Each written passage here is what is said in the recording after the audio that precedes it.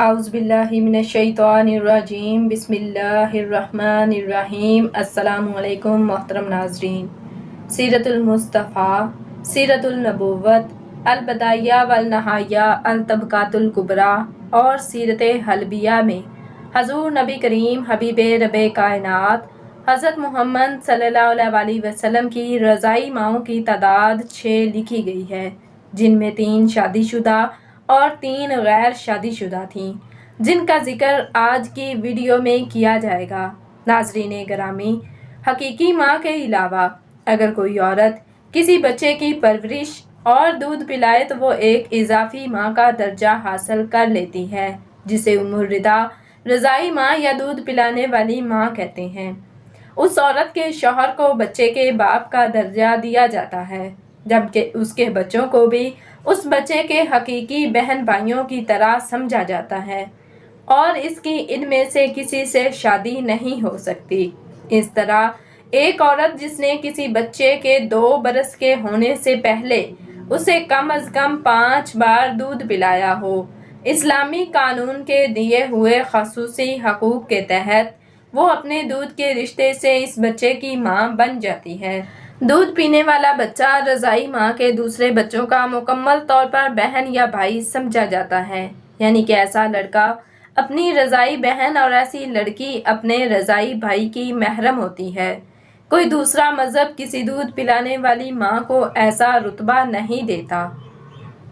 حضور صلی اللہ علیہ وسلم کے رضائی بھائیوں کی تعداد 5 جبکہ رضائی بہنوں کی تعداد 2 تھی۔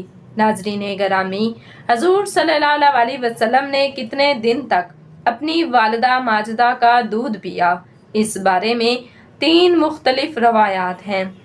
پہلی روایت تو یہ ہے کہ 7 روز تک والدہ ماجدہ نے دودھ پلایا۔ دوسری روایت کے مطابق 4 روز تک آپ کی والدہ ماجدہ نے آپ کو دودھ پلایا۔ سیرت حلبیہ میں ہے کہ آپ صلی اللہ علیہ وآلہ وسلم کو آپ کی والدہ ماجدہ نے 9 دنوں تک دودھ پلایا۔ حضور اکرم صلی اللہ علیہ وسلم کو والدہ کے بعد جس عورت نے سب سے پہلے دودھ پلایا وہ حضرت صوبیہ اسلمیہ تھی، یعنی حضرت صوبیہ حضور اکرم صلی اللہ علیہ وسلم کی سب سے پہلی رضائی ماں تھی۔ اس کو امام بخاری نے 5101 میں روایت کیا ہے کہ والدہ ماجدہ کے بعد حضرت حلیمہ سعدیہ کے پاس جانے سے پہلے آپ صلی اللہ علیہ وسلم کو آپ کے چچا ابو لہب کی باندی حضرت صوبیہ نے دودھ پلایا۔ جس وقت آپ صلی اللہ علیہ وسلم نے دودھ پیا اس وقت وہ آزاد ہو چکی تھیں، کیونکہ ابو لہب کو بھتیجے کی ولادت کی خبر حضرت صوبیہ نے جس وقت دی تھی اس وقت ابو لہب نے ان کو آزاد کر دیا تھا۔ اس کا صلہ ابو لہب کو بھی ملا کہ اسے جہنم کی دہکتی ہوئی آگ میں تھوڑا سا پانی نصیب ہو گیا۔ روایت میں ہے کہ جب ابو لہب مر گیا تو کسی گھر والے نے اس کو خواب میں برے حال میں دیکھا تو پوچھا کہ تیرے ساتھ کیا معاملہ کیا گیا؟ اس نے جواب دیا کہ جب سے تم سے جدا ہوا ہوں سخت عذاب میں مبتلا ہوں، البتہ صوبیہ کے آزاد کرنے کی وجہ سے تھوڑا سا پانی مل جاتا ہے۔ حضرت صوبیہ نے آپ صلی اللہ علیہ وسلم کے علاوہ اپنے بیٹے مسروح، حضور صلی اللہ علیہ وسلم کے چچا حضرت حمزہ بن عبد المطلب اور عبداللہ بن عبید الاسد مخزومی کو بھی دودھ پلایا۔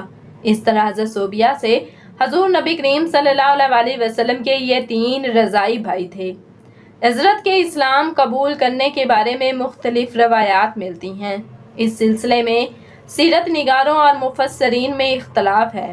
ابو نعیم اصفہانی نے حلیۃ الاولیاء میں لکھا ہے کہ میرے علم کے مطابق متقدمین میں سے کسی نے ان کے اسلام کا ذکر نہیں کیا۔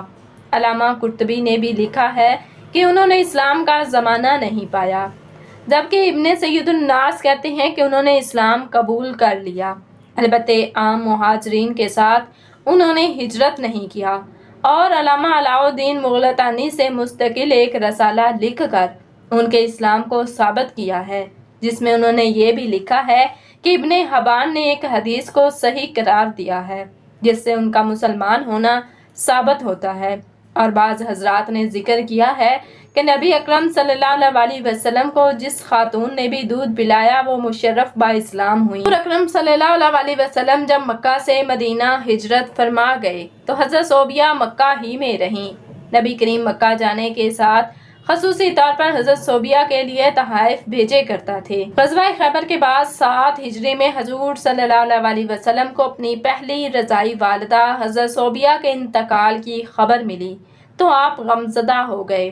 اس موقع پر خبر پہنچانے والے سے حضور اکرم صلی اللہ علیہ وسلم نے پوچھا کہ حضرت صوبیہ کے بیٹے اور میرے رضائی بھائی مسروع کا کیا حال ہے؟ آپ کو یہ بتایا گیا کہ مسروع تو حضرت صوبیہ سے پہلے ہی وفات پا چکا ہے اور اب ان کا کوئی باقی نہیں رہا۔ عربوں میں یہ رواج تھا کہ نئے پیدا ہونے والے بچے کو خالص عربی زبان سیکھنے اور دیہات کی پاک اور صاف آب و ہوا میں مخلوط تہذیب سیکھنے کے لیے کسی گاؤں میں بھیج دیا جاتا۔ شرفۂ عرب میں جاری اس دستور کے مطابق بنو سعد کی عورتیں شیر خوار بچوں کو مکہ آ کر تلاش کرتیں اور مخصوص اجرت و معاوضہ حاصل کرنے کی غرض سے انہیں لے کر جاتیں۔ جس سال نبی اکرم صلی اللہ علیہ وآلہ وسلم کی ولادت باسعادت ہوئی تو حسب رواج بنو سعد کی خواتین مکہ آئیں، جس میں حضرت حلیمہ سعدیہ بھی شامل تھیں۔ تمام خواتین نے آپ صلی اللہ علیہ وسلم کے گھر کی خستہ حالی اور آپ کی یتیمی کو دیکھ کر انکار کر دیا تو حضرت حلیمہ سعدیہ نے اللہ سے برکت کی امید لگا کر اس یتیم کو لے لیا، جو در حقیقت یتیم نہیں بلکہ در یتیم تھے۔ اس مولود کے مبارک ہونے کا احساس حضرت حلیمہ سعدیہ اور ان کے شوہر کو اسی وقت سے ہونا شروع ہو گیا جس وقت انہوں نے ان کو گود لیا۔ چنانچہ اگلے دن ہی ان کے شوہر نے اپنے احساسات کا ان الفاظ میں اظہار کیا: اے حلیمہ، خوب جان لو، بے شک تم نے ایک بہت ہی مبارک اور بابرکت بچے کو لیا ہے۔ یوں حضرت حلیمہ حضور اکرم صلی اللہ علیہ وسلم کی دوسری رضائی ماں بنی۔ حضرت حلیمہ قبیلہ حوازن کی شاخ بنو سعد سے تعلق رکھتی تھیں اور آپ کے شوہر حارث بھی اسی قبیلے کے تھے۔ حضور کے علاوہ حضرت حلیمہ نے اپنے بیٹے عبداللہ، اپنی 2 بیٹیوں انیسہ اور حذافہ، جسے شیمہ بھی کہا جاتا ہے، اور ابو سفیان بن حارث بن عبد المطلب کو بھی دودھ پلایا۔ حضرت حلیمہ سعدیہ نے آپ صلی اللہ علیہ وسلم کو 2 سال تک دودھ پلایا۔ مدت رضاعت مکمل ہونے پر دودھ چھڑا کر حسب معاہدہ آپ کو مکہ لے کر آ گئیں، لیکن ان کی تمنا تھی کہ اس مبارک مولود کو کچھ دنوں مزید رکھنے کی سعادت مل جائے۔ ادھر جب مکہ پہنچی تو معلوم ہوا کہ مکہ میں وبا پھیلی ہوئی ہے، تو ان کی گزارش پر آپ کی والدہ اور دادا نے ان کی گزارش کو قبول کرنا ہی بہتر سمجھا۔ اس طرح آپ صلی اللہ علیہ وسلم دوبارہ حضرت حلیمہ کے پاس ہی رہے اور 4 سال کی عمر تک آپ صلی اللہ علیہ وسلم ان کے پاس ہی رہے۔ 4 سال کی عمر میں وہ آپ کو والدہ ماجدہ حضرت آمنہ کے پاس لے کر آ گئیں۔ غزوہ حنین پر ایک دفعہ جارانہ مقام پر حضور اکرم صحابہ کی محفل میں تھے کہ اچانک ایک خاتون آئی جن کے لیے نبی پاک خود کھڑے ہوئے اور اپنی مبارک چادر زمین پر بچھا کر اپنی جگہ پر بٹھا دیا۔ صحابی رسول حضرت ابو طفیل کہتے ہیں کہ میں نے صحابہ سے پوچھا کہ یہ کون ہے؟ تو صحابہ نے جواب دیا کہ یہ رسول اللہ صلی اللہ علیہ وسلم کی رضائی ماں حضرت حلیمہ سعدیہ ہیں۔ حضرت حلیمہ کی وفات مدینہ میں ہوئی اور جنت البقیع میں آپ کو دفن کیا گیا۔ حضور صلی اللہ علیہ وسلم کی تیسری رضائی ماں ام فروا تھیں۔ سیرت نگاروں نے لکھا ہے کہ آپ صلی اللہ علیہ وسلم کو بنو سلیم کی 3 کنواری لڑکیوں نے بھی دودھ پلایا۔ انہوں نے اپنا سینہ جو ہی نبی اکرم صلی اللہ علیہ وسلم کے منہ سے لگایا، دودھ جاری ہو گیا، جسے آپ صلی اللہ علیہ وسلم نے پیار اور اتفاق کیے کہ ان تینوں کا نام عاتقہ تھا۔ اس لیے رسول اللہ کبھی کبھار فرمایا کرتے تھے کہ میں بنو سلیم کی عواتق کا بیٹا ہوں۔ بے شک یہ بھی حضور اکرم صلی اللہ علیہ وسلم کے بچپن کے معجزوں میں سے ایک عظیم معجزہ ہے۔ ناظرین، ویڈیو کیسی لگی؟ ویڈیو کو لائک کر دیں، شیئر کر دیں اور مزید ایسی ویڈیوز کے لیے ہمارے چینل کو سبسکرائب کر دیں۔ کمنٹ سیکشن میں اللہ تعالیٰ کے 99 ناموں میں سے ایک نام ضرور ٹائپ کریں۔ جزاکم اللہ خیرا کثیرا۔